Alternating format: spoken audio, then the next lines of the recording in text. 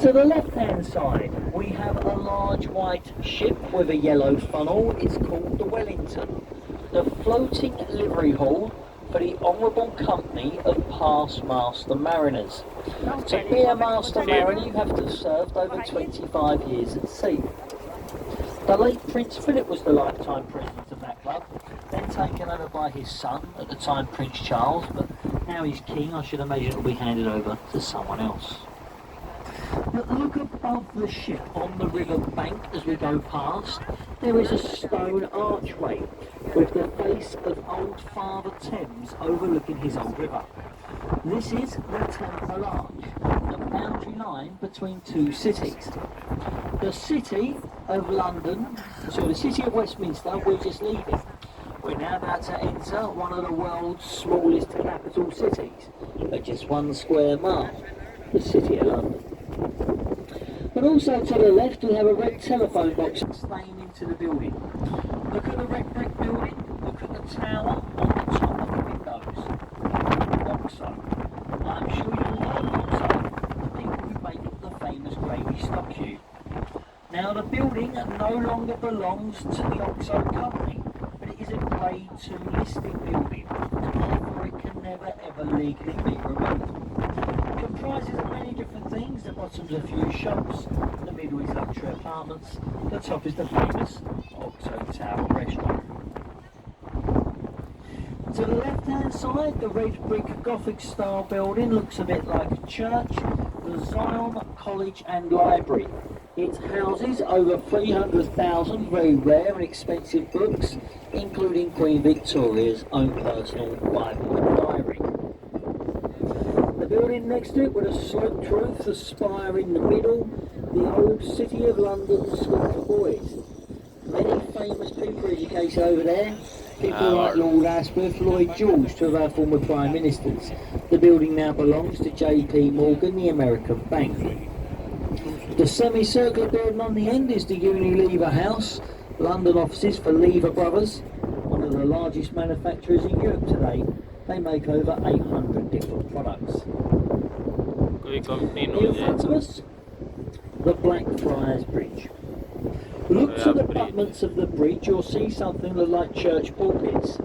These were put here in the express wish of Queen Victoria to commemorate the old Blackfriars Monastery, which once stood to the left-hand side. The marble on the columns comes from the original monastery.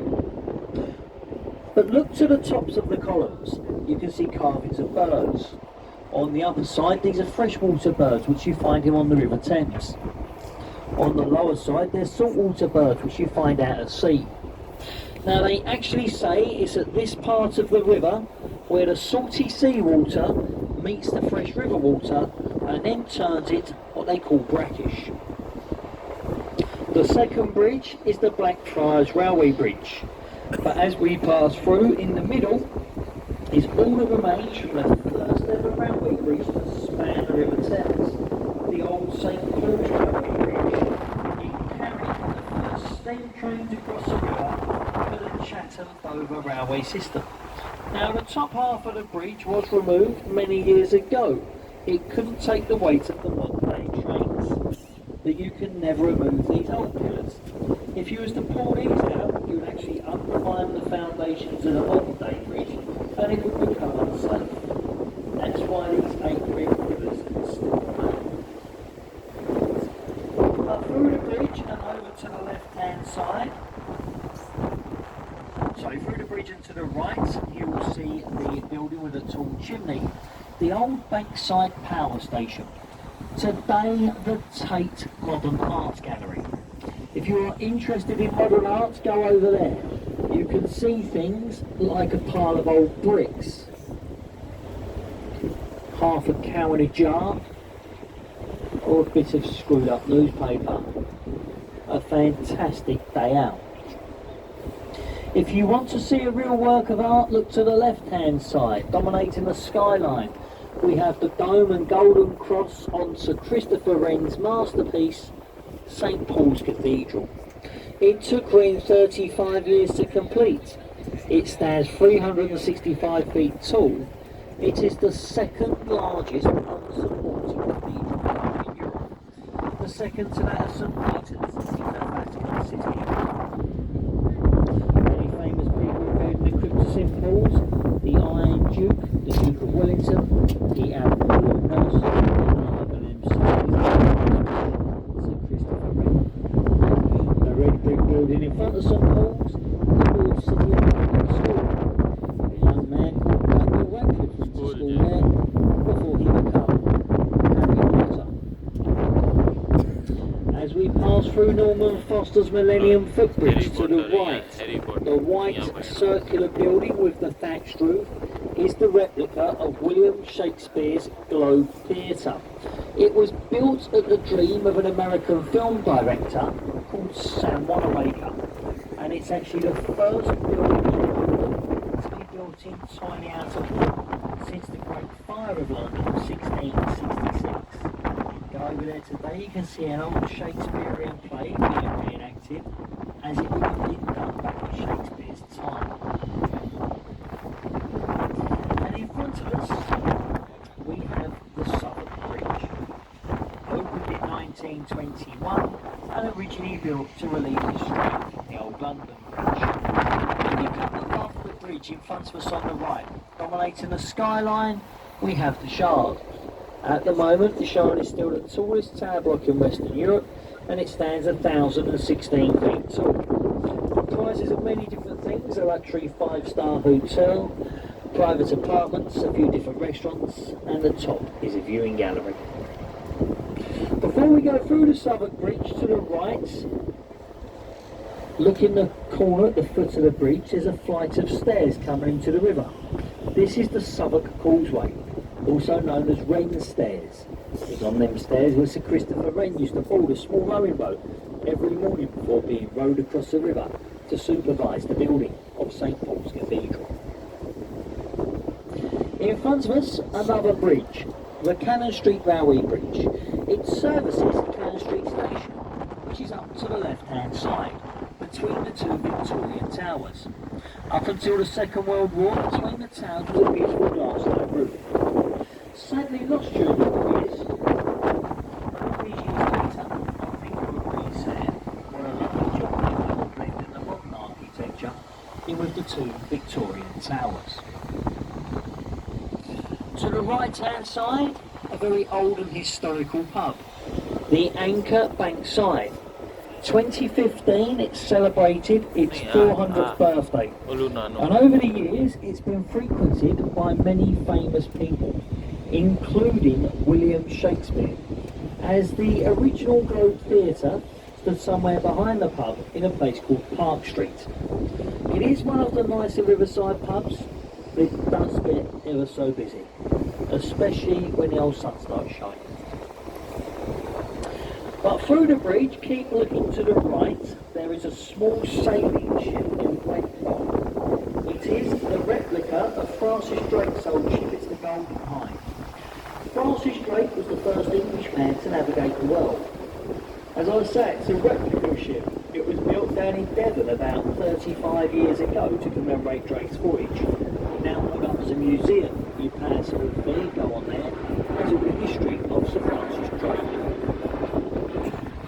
In front of us, we have the New London Bridge. Now this one was opened by Her Majesty the Queen in 1973. The first ever London Bridge actually dates back to the Roman times of AD 43. 1973. The London Bridge before this became unsafe. It was taken down stone by stone and sold to an American oil company, where it now spans Lake Havasu in the Arizona desert, USA. Do we have any Americans on board? Yeah? This may be of particular interest to you. Look to the right. But between the buildings, there's the lovely Southwark Cathedral. Now, I was over there in Southwark Cathedral where a man called John Harvard was baptised, the son of a local tradesman. Now, he left England and he went to America, where he founded the Harvard Library.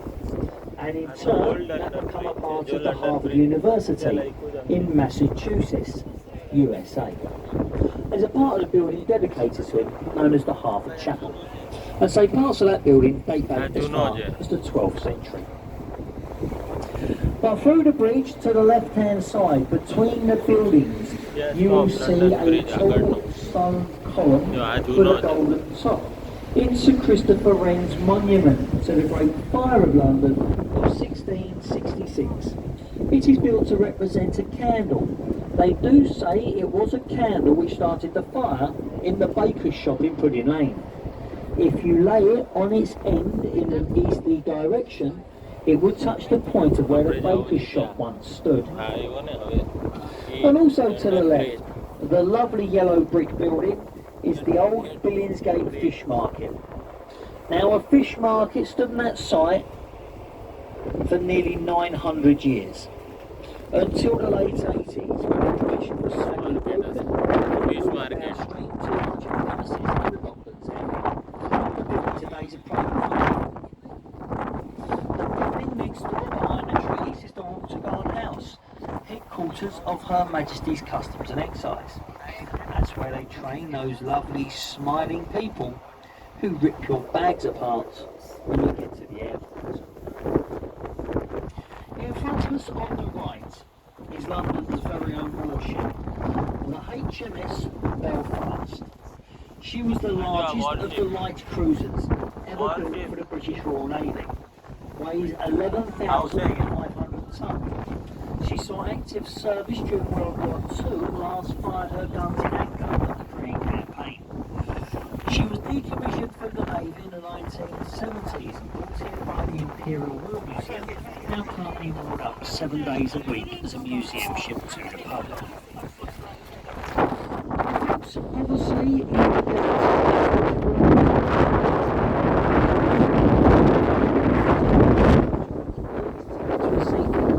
please don't all stand on the top deck at the same time. If you do that, unfortunately the captain can't see where he's going, and obviously that isn't very good for anyone. So as I say, please take your photographs, and then if you could take to a seat. In front of us we have the 1894, a twin suspension and bascule bridge. When I say a bascule bridge, I mean a section of the centre which actually lays in two halves.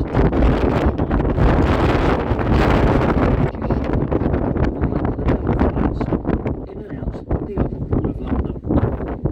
The Tower Bridge was actually built in Gothic style to blend in with its surroundings. Over on the left-hand side, we have the world famous Tower of London. Now, work first commenced on the tower under the orders of William the Conqueror in 1078. It has been used as many things this time: a royal palace, a zoo, a mint, an observatory, but most famously a prison and a place of execution. If you look to the river bank as we go past the tower, there's a bricked up archway. Above it, entry to the Traitor's Gate. If you was found guilty of your crimes at the Palace of Westminster, you'd have been rowed down the river, led up that once open archway, up onto Tower Hill where you've then been executed. That is said to have been London's first ever one-way street. Well folks, very shortly we're passed now through Tower Bridge. Through the bridge and to the left is our next stop, which is Tower Bridge St Catherine's. Now folks, please take to a seat and please do remain seated till we do get safely alongside the pier folks. So we'll come in a couple of minutes. When we do get alongside, anyone on board with the Tower Bridge ticket, St Catherine's Circular Cruise, Tower Bridge Quay, single or return, you must leave the boat at this point. Your next returning boat will be heading back from here in about 10 minutes time to take you back to Westminster, and returning boats throughout the day are every 40 minutes. The last boat tonight leaves here at 5:40. Now if you have the Greenwich ticket, just stay on board. We'll be departing here to make our way to Greenwich virtually right away. As I say folks, please stay in your seats until we get safely alongside, and as you're sitting there, please take this time. Have a good look around you and ensure you have all your personal belongings. Please don't ruin your day by leaving anything behind. For the people leaving us, I do hope you've enjoyed your trip downstream on board the South Lever, and I do hope you've enjoyed the few on its place of interest. As I pointed out before I started, I'm sure you've already realised we're not professional guides on these boats, but unfortunately none of the Thames College boats actually employ professional guides. All they do when you buy your ticket, you get a small leaflet. The leaflet is a map, and that is your guide. Now, us the crew feel that's a bit of a waste of time for you to come on the river. I'm not having one to you what you're looking at, so we try and have these little talks with you. We don't get paid as guides, obviously we don't make a charge for this. There is a lot of people on this boat who haven't understood the concept